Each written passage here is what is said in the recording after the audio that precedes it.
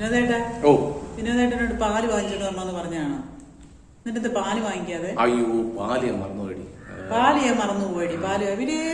എന്തോ ഇത്ര ഓർമ്മ എന്തുവാ? ആകെപ്പാടെ 4 കൂട്ടം കാര്യമല്ലേ ഞാൻ പറഞ്ഞത്.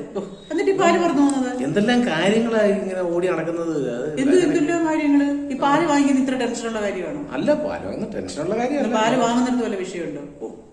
എന്താ എന്ത് വിഷയം? അല്ല, പാല് വാങ്ങുന്ന കാര്യത്തിലാണ് ഇനി പ്രശ്നം. അതുകൊണ്ടാണ് പാല് വാങ്ങാനേ. അയ്യോ ഒരു പ്രശ്നമില്ല എന്റെ പൊന്നുകുഞ്ഞെ, ഒരു പ്രശ്നമില്ല. ഞാൻ എന്താ ഇപ്പൊ പോയിട്ട് വരാം.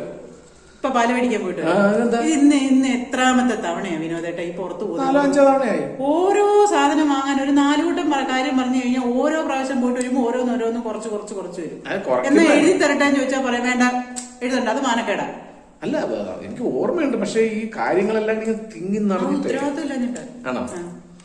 ഉത്തരവാദിത്തം .com ഇല്ല.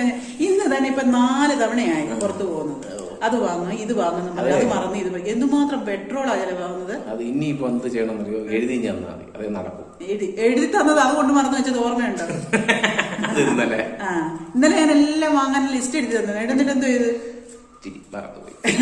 വണ്ടിയുടെ പോക്കറ്റിനകത്തിട്ട്, വണ്ടിയുടെ ആ കവറിനകത്തിട്ട് അവിടെ വെച്ചിരുന്നു. എന്നിട്ട് അവിടെ ചെന്നിട്ട് വിളിച്ച് ഇതൊന്നും നിർത്തിക്കൂടെ? ആ കടയിൽ ചെന്നിട്ട് എന്തൊക്കെ വേണം അവൾ അന്നേരം എല്ലാം ഓർത്തിരിക്കുവാണോ?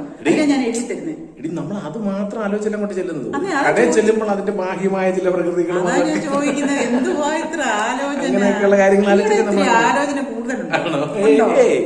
ടെൻഷൻ കൂടുതലുണ്ടോ? കുറവാ. അല്ല, വളരെ കുറവാ. അതിന്റെ ഒരു പ്രോബ്ലം ഉണ്ട്. അതിന്റെ ഒരു പ്രോബ്ലം ഉണ്ട്.